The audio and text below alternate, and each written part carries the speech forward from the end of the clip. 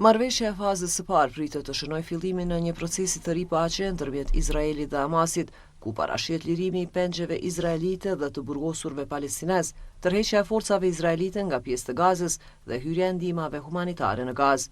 Qeveria e Izraelit do të mbledhet sot dhe nëse miraton zyrtarisht marrëveshjen, një armpushim do të hyjë në fuqi. Sipas SBA-s, të gjitha pengjet e mbetura izraelite do të lirohen të hënën dhe ky afat kohor shqyrton hapat e mundshëm të mëtejshëm. Hamasi gjithashtu e ka konfirmuar arritjen e marrëveshjes, megjithse sipas një burimi palestinez, ende nuk e ka marrë listën përfundimtare të burgosurve që Izraeli planifikon t'i lirojë në kuadër të kësaj marrëveshje.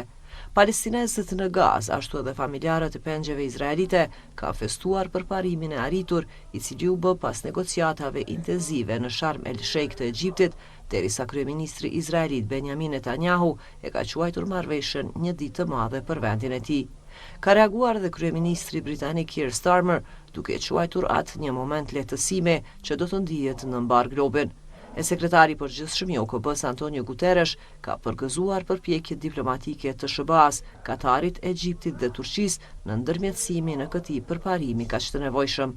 Dje drejt Egjiptit kishin udhëtuar dhe dy emisalët amerikan Steve Witkoff dhe Jared Kushner, si dhe kryeministri i Katarit dhe shefi i inteligjencës turke për t'i dhënë shtytje arritjes së marrëveshjes.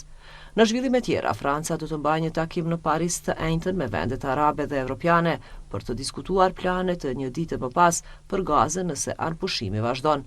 Ministrat nga Egjipti, Jordania, Arabia Saudite, Katari dhe Emiratet e Bashkuara Arabe do të marrin pjesë së bashku me përfaqësues nga Mbretëria e Bashkuar, Italia, Gjermania, Spanja, Turqia dhe BE, por jo Izraeli. Ky takim do të mundësoj punën për zbatimin e planit të paqes dhe kornizën për ditën pas, duke specifikuar aspektet e një angazhimi kolektiv, ka thënë Ministria e Jashtme e Francës në një deklaratë. E ministri i jashtëm i Izraelit, Gideon Sar, ka thënë se takimi është i sajuar pas shpinës së Izraelit. Tensionet midis Izraelit dhe disa vendeve janë tensionuar pasi disa, përfshirë Francën, njoftuan së fundmi se do të njohin zyrtarisht një shtet palestinez.